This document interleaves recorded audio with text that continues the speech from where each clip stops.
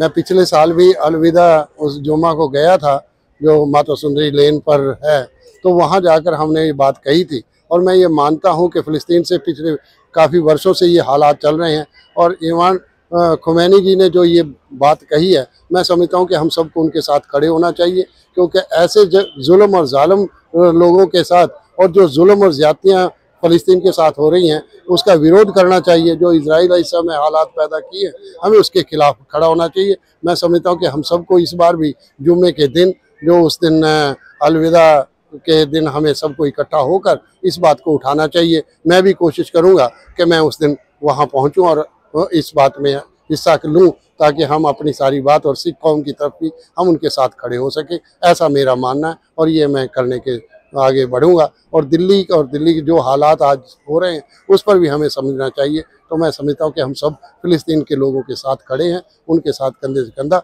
और उस जुल्म के खिलाफ हम हैं जो वहाँ इजराइल ने और बाकी लोगों ने किया हुआ है। हम उसका खिलाफ, उसका विरोध करते हैं।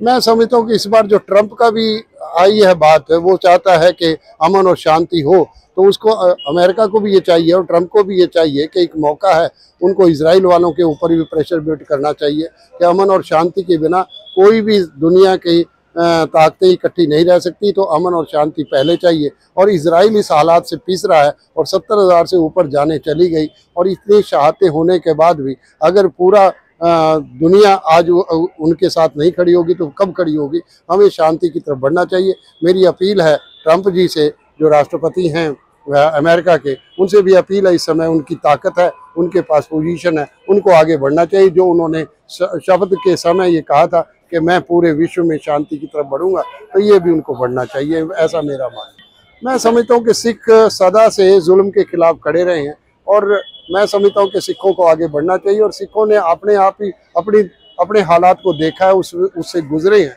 तो मैं समझता हूँ कि सारी सिख बरादरी को भी फ़िलिस्तीन के साथ खड़ा होना चाहिए, तो उनको भी आगे बढ़ना चाहिए।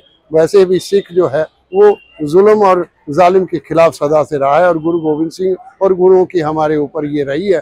तो वो तो कहते हैं, अव्वल अल्लाह नूर पाया कुदरत के सब बंदे, एक नूर ते सब जग उपजा कौन पर एको बंदे। हमें सबको मिल के आगे चलना चाहिए, ये मेरा विश्वास है और इस पर हम काम करें।